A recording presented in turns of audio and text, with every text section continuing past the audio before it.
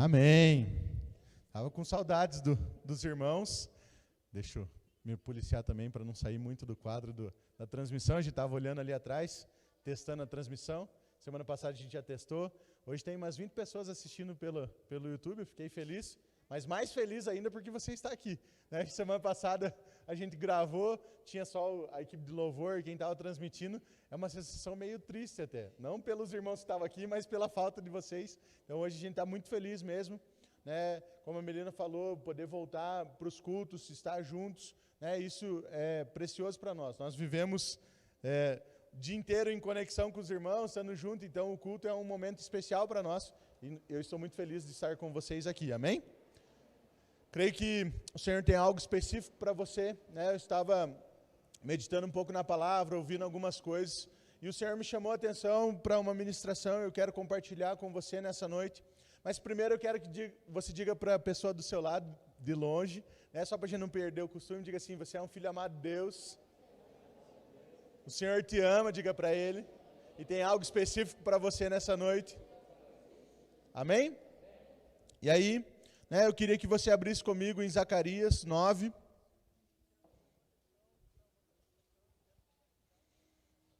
do 11 ao 12.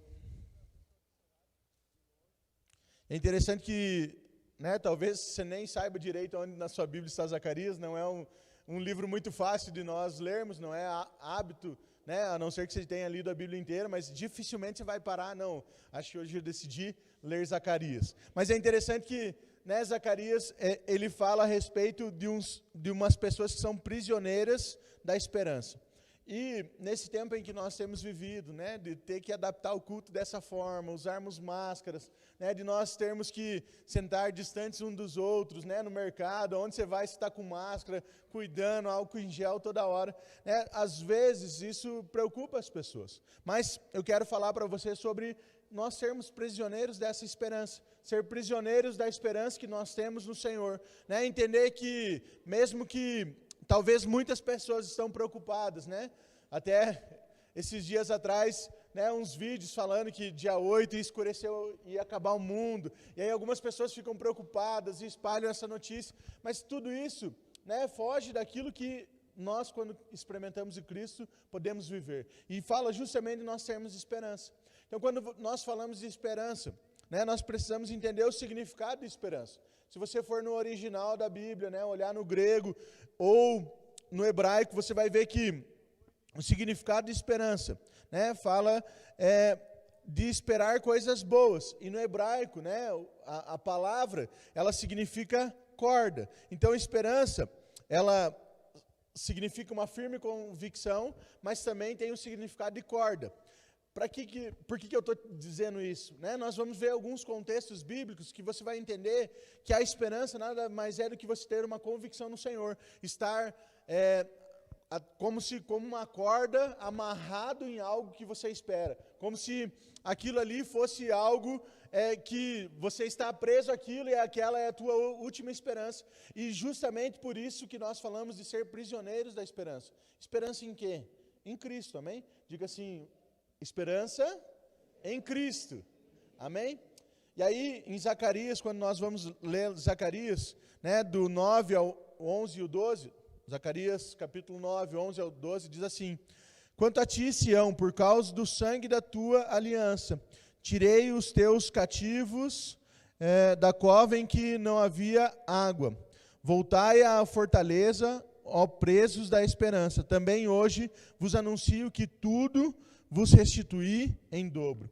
Então perceba, nós temos entendido nesse tempo da graça que hoje nós vivemos com a esperança em Cristo, que tudo que nós temos, tudo que nós experimentamos é porque nós cremos que Cristo morreu por nós, morreu no nosso lugar, resolveu a questão do pecado, nos deu liberdade para ter relacionamento com Deus novamente, e por causa disso, né, nós sabemos que tudo que nós temos tem a ver com o sangue de Cristo. É interessante que nesse versículo 12, né, ele fala assim: voltai à fortaleza, ó presos da esperança. Também hoje vós anuncio que tudo vos restituir em dobro. Então perceba que ele está falando que aqueles que são presos nessa esperança estão recebendo as coisas em dobro, estão recebendo uma restituição em dobro. Então perceba que, por causa de Cristo, nós podemos, mesmo em meio a dificuldades, experimentarmos uma esperança. E tudo aquilo que muitas vezes nós perdemos por causa de uma crise, ou de uma dificuldade, ou de algum problema. A Bíblia fala que nós,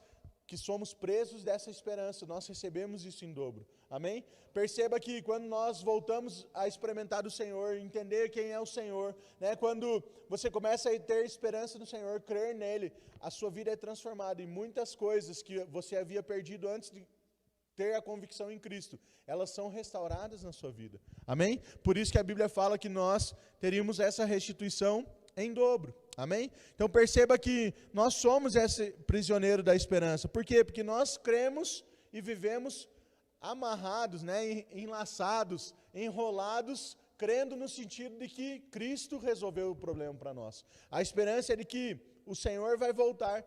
Então, a maioria, né, daqueles que entendem essa verdade, muitas vezes não vão se preocupar, mas e se acabar o mundo? Se acabar o mundo, glória a Deus, nós estaríamos melhor do que hoje. Por quê? Porque eu e você entendemos que Cristo morreu no nosso lugar e que hoje o resultado de Cristo ter morrido no nosso lugar é que nós podemos ter vida eterna. Se você aceitou a Cristo como Senhor e Salvador da sua vida, o resultado disso é que você vai ter uma vida eterna de relacionamento com Deus. Então, se Jesus voltar hoje, você vai para um lugar melhor do que aqui. É óbvio que muitos pensam assim, puxa, mas ainda não consegui ter filhos, não consegui casar, não consegui me formar, ou eu estava com uma expectativa de algo ainda para acontecer aqui. Sim, nós temos essas preocupações, mas perceba que há algo muito melhor, que é esse tempo e essa vida eterna com Deus, amém? E essa é a esperança que nós temos que estar presos, entender que o Senhor, além de restituir tudo aquilo que nós perdemos, há uma esperança em que nós estaremos com Ele. Paulo, ele dizia isso, que ele o desejo dele, na verdade, era morrer para estar com Cristo, porque ele sabia que ali seria o melhor lugar. Mas, claro, ele entendia que havia um propósito dele estar aqui na terra, e ele entendendo isso, ele falava, então, porque há um propósito, para que outras pessoas conheçam essa mesma esperança que eu tenho, eu prefiro permanecer cumprindo o propósito. Mas se eu pudesse escolher, eu preferia ir com Cristo, porque para mim morrer é lucro. É nesse sentido que o cristão vive, é nessa esperança que ele vive. Amém? E aí é interessante que quando nós olhamos para as circunstâncias, e olhamos para essa questão até mesmo do coronavírus, ou pelas dificuldades que nós temos enfrentado por causa disso, por empresas fechando, pessoas perdendo o emprego, normalmente as pessoas começam a se tornar aprisionadas pelo desespero. Pelo medo das coisas não darem certo, pelo medo de ter contato e pegar a doença, e daí o que vai ser, como é que vai ser, eu perdi o emprego, ou eu perdi algum familiar por causa disso. Mas perceba que quando você experimenta de Cristo, a Bíblia fala que nós temos uma paz que excede todo o entendimento, amém? E aí, se nós temos essa paz que excede o entendimento, hoje nós somos prisioneiros, mas não desse medo, não desse desespero, ou desse, meu Deus, e agora o que vai ser? Nós deveríamos estar presos na esperança de que o Senhor cuida das nossas vidas, amém? O Senhor cuida da minha e da sua vida, irmão. Ele está cuidando dos mínimos detalhes. Pastor, mas tem coisas que não tem explicação, eu não consigo entender, a perca de alguém, ou a perca de um emprego, ou uma dificuldade financeira, não consigo explicar isso, eu não consigo entender, mas saiba, até mesmo nesses momentos difíceis, o Senhor está cuidando de você, o Senhor está preparando algo, e aquilo que Ele tem para nós é muito maior do que nós podemos pensar ou imaginar, amém? É interessante que, talvez, você não enxergue o seu futuro, com uma esperança, por causa das dificuldades, mas saiba que o Senhor tem algo bom para você. Ele é bom o tempo todo, Ele cuida das nossas vidas o tempo todo, e Ele sempre tem algo bom. As coisas cooperam para o bem daqueles que amam a Deus. As coisas cooperam para o seu bem, irmão. As coisas cooperam por causa de você. Amém? É isso que a palavra fala. Então, nesse sentido, nós somos prisioneiros dessa esperança. Entenda que você é abençoado simplesmente porque Cristo decidiu morrer no seu lugar, entregou a sua vida e decidiu pagar por isso, amém? Aquelas verdades que nós falamos no culto passado, isso está falando de nós dia a dia, estar declarando aquilo que a Bíblia fala ao nosso respeito, você ter convicção disso, saber que aquilo é a sua esperança, essas verdades bíblicas são a sua esperança, amém? E aí, tem uma história na Bíblia, não sei se você já ouviu, a respeito de Acor, né, ou Acã. E a Bíblia conta que eles estavam no deserto, eles estavam caminhando lá, o povo de Israel, e esse homem acaba pegando algumas coisas consagradas de Deus, e porque ele encostou nessas coisas, ele acaba morrendo apedrejado por causa disso. Talvez você já ouviu essa história, é uma história um tanto quanto triste, né, porque ele acabou tocando em coisas consagradas, e o resultado disso para ele foi morte.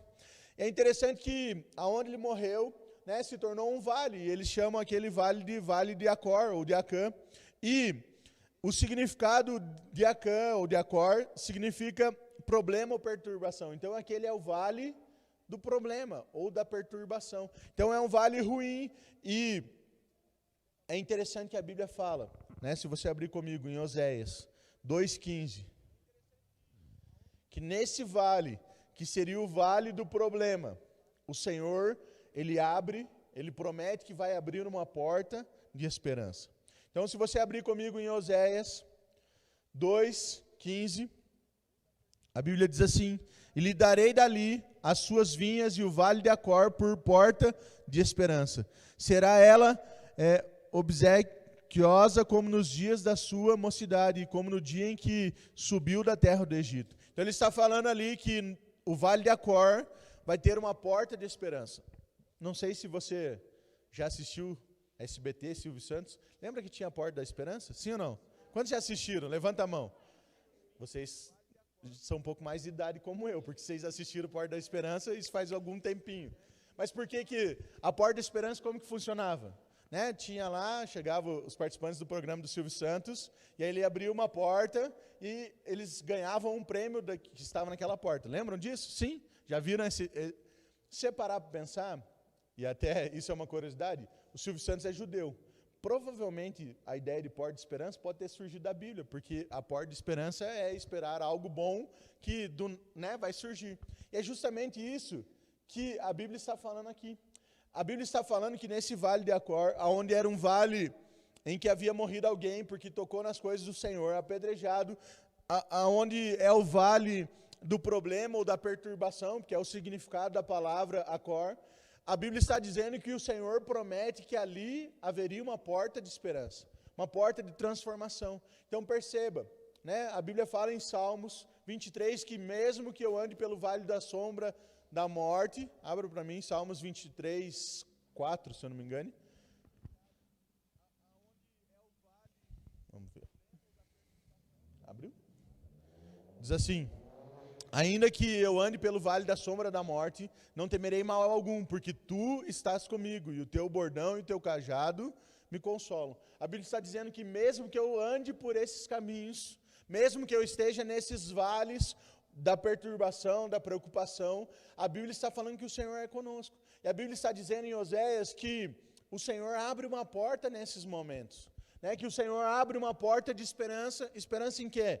Não, de que vai dar certo, que vai ser resolvido. Não, esperança em Cristo, de que Cristo resolveu os problemas por você. Sabe, quando a Bíblia fala que nós podemos andar por esses caminhos, né, da sombra da morte, o Senhor mesmo assim estará ali conosco, né, cuidando das nossas vidas. Então perceba que é nesses momentos de dificuldade que normalmente se abre uma porta de esperança. Amém? Para você entender o que eu quero dizer com isso, né, eu posso dar dois exemplos. Né, um exemplo do pastor de Palmeira. Né, o pastor Everson, né, nos contava que nesse período em que houve, né, esse momento de dificuldade, né, que nós temos que usar máscaras, que alguns comércios pararam, aconteceu que o aluguel que ele tinha da casa em Ponta Grossa, a pessoa que morava lá saiu. E aí ele contando que era um recurso a menos para aquele mês. E aí ele tinha ganhado da sogra dele, ou ele emprestou da sogra dele, uma máquina elétrica de costura.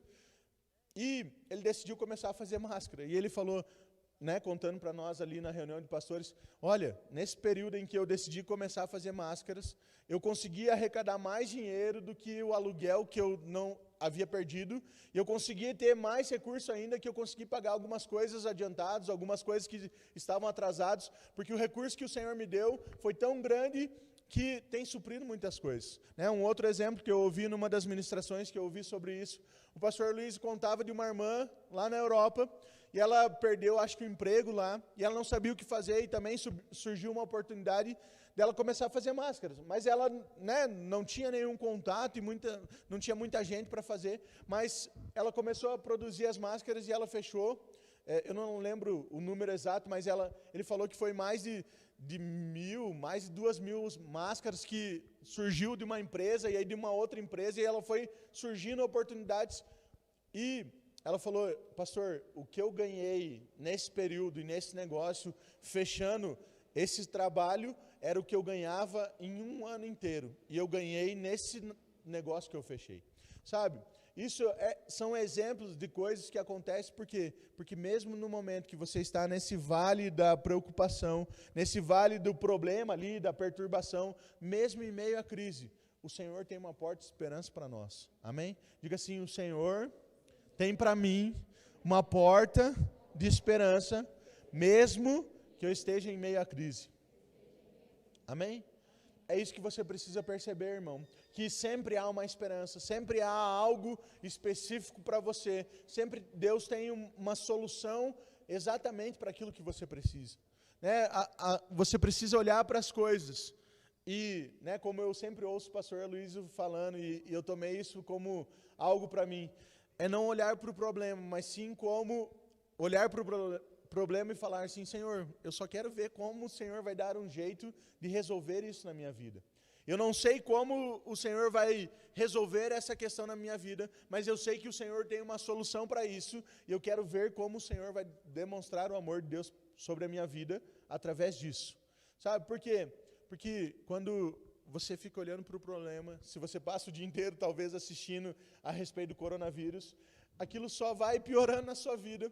Mas, na verdade, você deveria olhar para as suas dificuldades. Né? E eu usei esse exemplo porque é o do momento, é a dificuldade do momento, mas se você parar para pensar, na sua vida inteira, você sempre tem momentos de crise, de dificuldade. Mas é você olhar para isso e falar assim: Deus, eu não sei como resolver isso. Eu reconheço que eu não tenho força para resolver essas coisas. Mas eu reconheço também que o Senhor me ama e o Senhor resolveu através de Cristo todas as coisas.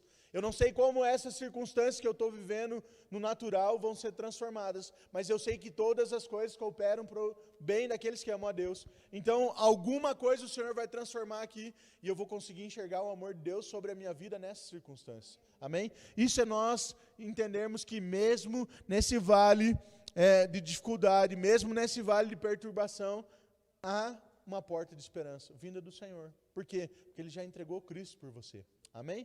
E isso é maravilhoso, porque você começa a olhar para as circunstâncias e não mais se preocupar com o tamanho delas, mas sim começar a olhar para Deus e ver que Ele tem algo muito maior para a sua vida. Amém? É interessante que quando nós olhamos para Cristo, né, a Bíblia conta que Ele, em Lucas, lá Lucas 22, mais ou menos, ali no capítulo 22, a Bíblia conta que ele suou o sangue, né, e com o suor dele ali, em meio a tamanha agonia que ele estava enfrentando, né, a Bíblia fala assim que ele estava em agonia, e ele orava intensamente, e aí ele começa a suar sangue, e aí ele derrama essas gotas de sangue. Mas perceba algo: o Senhor passou por todo esse momento de dificuldade, por toda essa crise, né, porque se você for ler sobre isso, para uma pessoa suar sangue, ela precisa estar num estado de pressão muito grande, né? Não é comum você chegar nesse nível, mas se a Bíblia fala que ele chegou nisso, é porque o tamanho do sofrimento que ele estava enfrentando naquele momento era muito grande. E aí a Bíblia fala que é derramado, né, em meio a toda essa agonia, essa pressão, derramado sangue naquele lugar. Mas por que disso, irmão? Para que eu e você pudéssemos viver hoje com essa esperança em Cristo, para que eu e você hoje pudéssemos viver em paz, uma paz que excede todo o entendimento, uma paz que transforma tudo aquilo que você está pensando. Por quê? Porque você fala assim: puxa, eu não sei explicar, né? Mas em meio a todo esse problema, todas essas circunstâncias, eu estou em paz, eu sei que o Senhor está cuidando de mim. É justamente você olhar para aquele vale e entender que há uma porta de esperança nisso.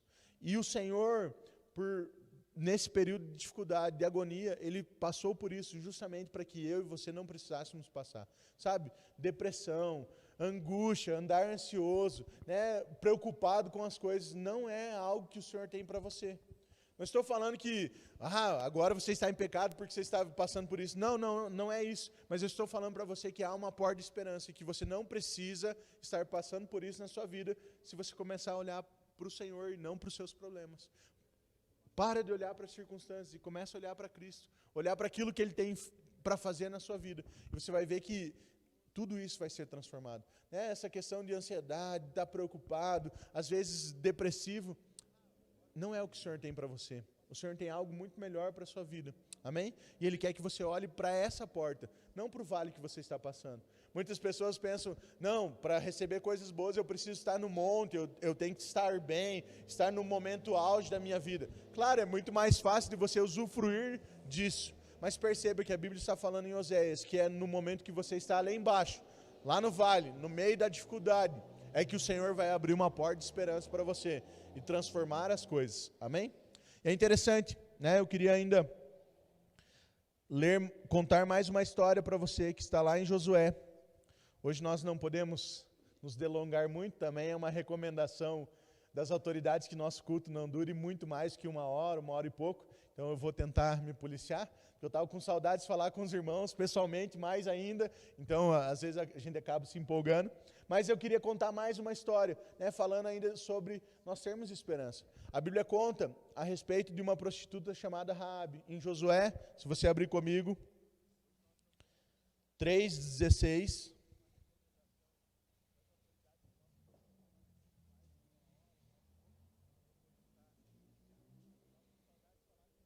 A Bíblia conta a respeito de um momento em que Josué ele está caminhando com o povo e nesse momento o Senhor lhe faz parar a água do Rio Jordão para que eles passassem no meio. Então a Bíblia conta ali, pararam-se as águas que vinham de cima, levantaram-se num montão, muito longe da cidade de Adã, que ficou ao lado de Sartã.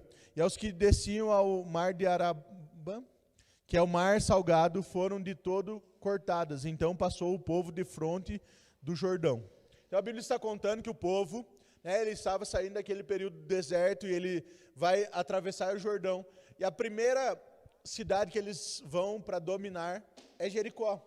Perceba que Jericó, né, e todas aquelas cidades ali eram do povo de Israel, né, do povo de Deus. Deus era dono de toda aquela terra.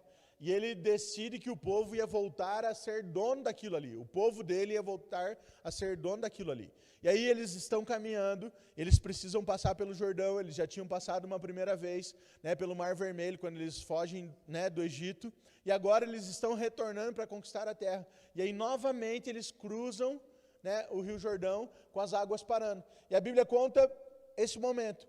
E aí é interessante que eles encontram a cidade de Jericó. E Jericó era uma cidade muito protegida. E ela tinha uma muralha gigantesca em volta dela.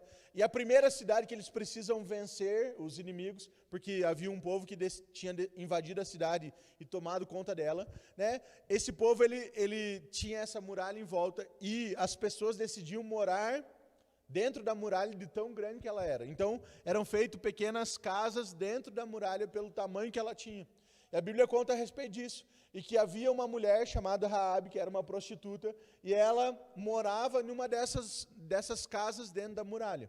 E aí, né, esse contexto está acontecendo ali em Josué 3, Josué 2 também, vai contando a respeito disso. É interessante que a história conta que o Josué, ele manda 2 espias para espiar a cidade de Jericó, para que ele pudesse atacar essa cidade.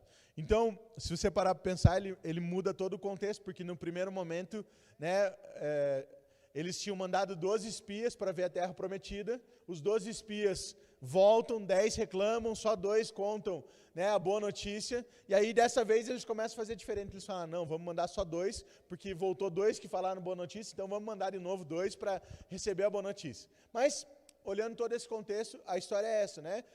O povo de Israel estava para invadir Jericó, eles mandam os espias para sondar a terra. E aí, quando eles entram na cidade para sondar a terra, para ver o que eles precisavam fazer para vencer aquela batalha, aqueles 2 espias são descobertos. E o povo inimigo, que morava ali em Jericó, começa a perseguir eles dentro da cidade, e Raabe protege eles, escondendo eles dentro da casa delas. E aí os soldados, né, desse povo que morava em Jericó não encontram esses dois inimigos. É interessante que no versículo, em Josué 2, 10,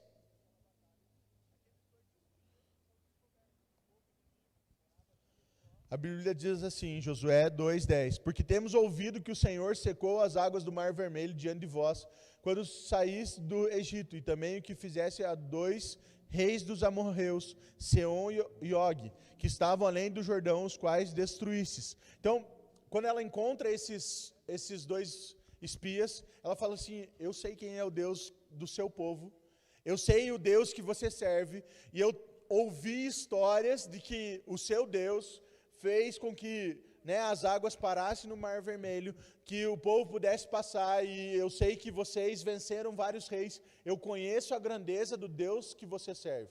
E aí ela está contando isso ali, e aí mais para frente, no versículo 17 e 18, então, Josué 2, do 17 ao 18,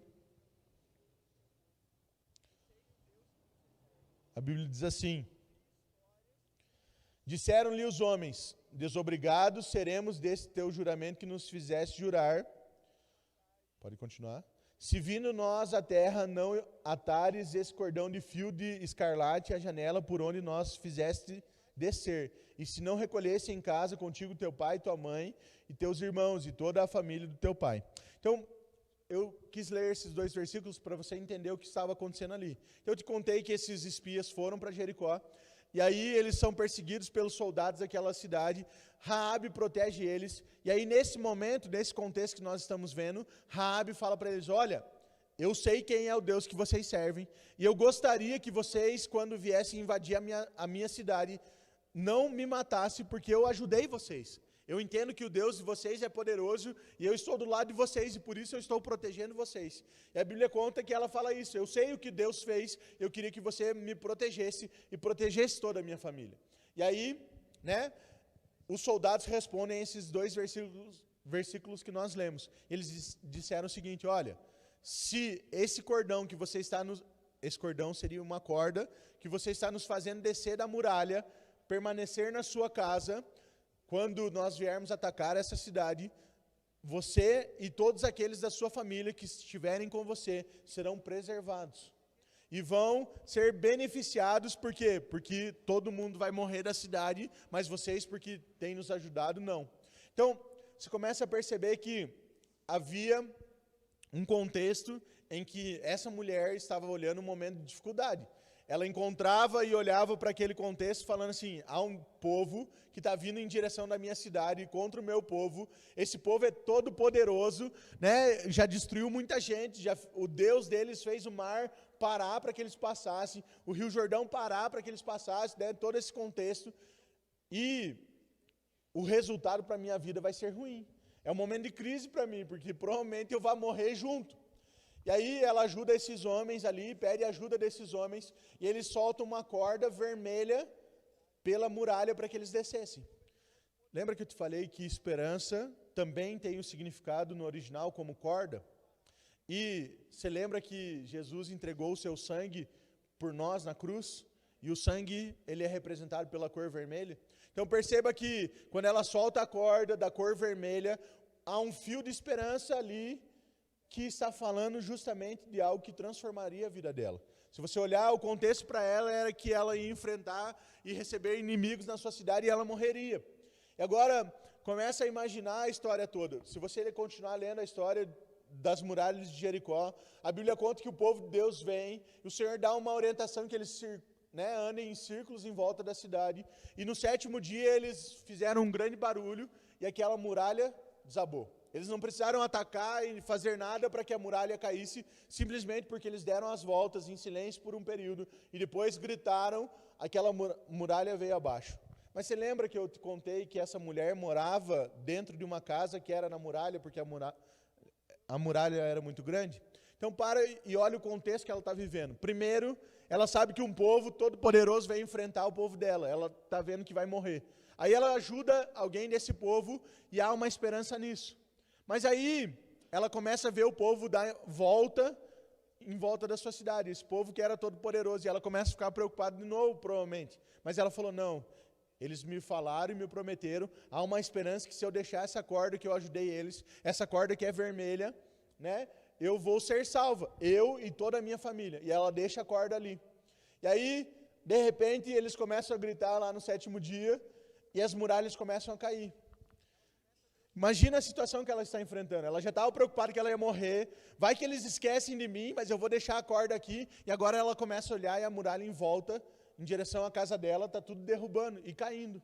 E aí perceba que a Bíblia fala que a casa dela ficou intacta. Então perceba que há uma muralha em volta de Jericó. Todas as casas que tinham foram sendo destruídas, mas foi chegando na dela, e a dela permaneceu intacta.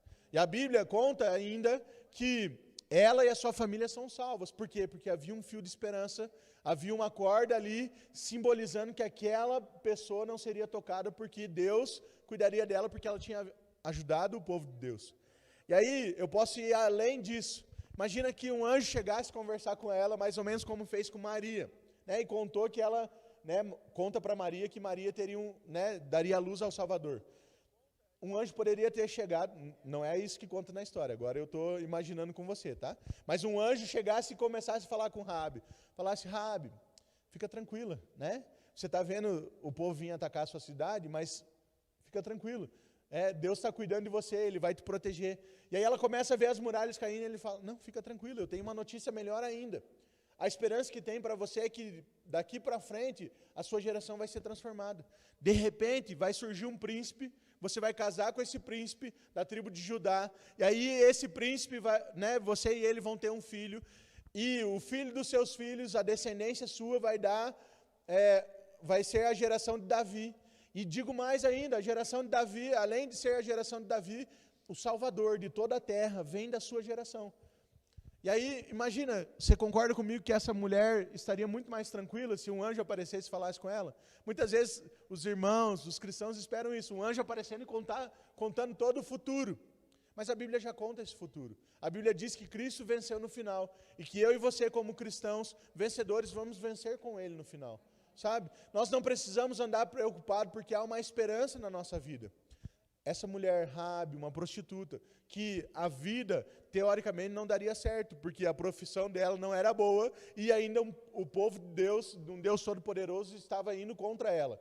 Mas a Bíblia conta que o resultado dela, por ter tido esse fio de esperança, essa esperança, no Senhor, foi que ela fez parte da linhagem real. Qual linhagem real? De Jesus. A Bíblia conta lá em Mateus, se você for ver todo o histórico, que a prostituta Raabe faz parte da linhagem do Senhor Jesus. Ou seja, dos filhos dela, da geração que veio após ela, após esse contexto de crise. Ela não conseguia nem imaginar que isso estaria acontecendo. Mas depois dessa crise toda que ela enfrentou, o resultado disso foi que Jesus veio da descendência dela. Sabe? Talvez você, no meio do vale ali de dificuldade, de uma dificuldade grande que você está enfrentando, você não consiga ter noção do tamanho do que o Senhor tem para você para frente. Mas há uma esperança. Há um fio de esperança, uma corda talvez como descendo no caso dessa prostituta. Por quê? Porque a Bíblia fala que todas as coisas cooperam para o seu bem. Que o Senhor tem pensamentos mais elevados que os seus, para te dar coisas boas. Que o Senhor é bom o tempo todo, e essa é a boa esperança que nós podemos ter. Sabe, essa mulher talvez não conseguia ver lá na frente o que o Senhor tinha para ela, mas o resultado para ela foi excelente. Se você olhar no contexto que ela estava vivendo ali, dentro da muralha, vendo as muralhas caindo, ela ia pensar: meu Deus, esqueceram de mim, eu morri junto. Ela ia estar muito preocupada, mas havia uma esperança. Ela falou: não, eles me prometeram que se eu tivesse com esse fio de esperança, com esse fio vermelho ali, que eu ajudei eles, a minha vida seria transformada, e a vida da minha família seria transformada. Sabe, a Bíblia diz que eu e você, temos uma promessa: eu e minha casa serviremos ao Senhor. Eu não sei em que momento isso vai acontecer, mas eu sei que Deus é todo poderoso, e o que Ele fala, Ele vai cumprir. Amém? Então tenha essa convicção, há uma esperança para a sua vida, há uma esperança para as coisas que você está enfrentando, e essa esperança está em Cristo. Amém? E por isso que hoje nós somos prisioneiros dessa esperança. Por quê? Porque tudo aquilo que você for viver no seu dia a dia, independente se está num monte, as coisas estão dando tudo certo, ou se você está num vale, num momento de dificuldade. Talvez num momento de dificuldade como nós estamos enfrentando. Fazer o culto de máscara, todo espalhado, isso é muito estranho, a gente nunca passou por isso. Talvez isso até assuste num primeiro momento, mas nós temos uma esperança de que o Senhor está conosco, de que Cristo resolveu as coisas por nós, que hoje nós estamos sentados nas regiões celestiais. Amém?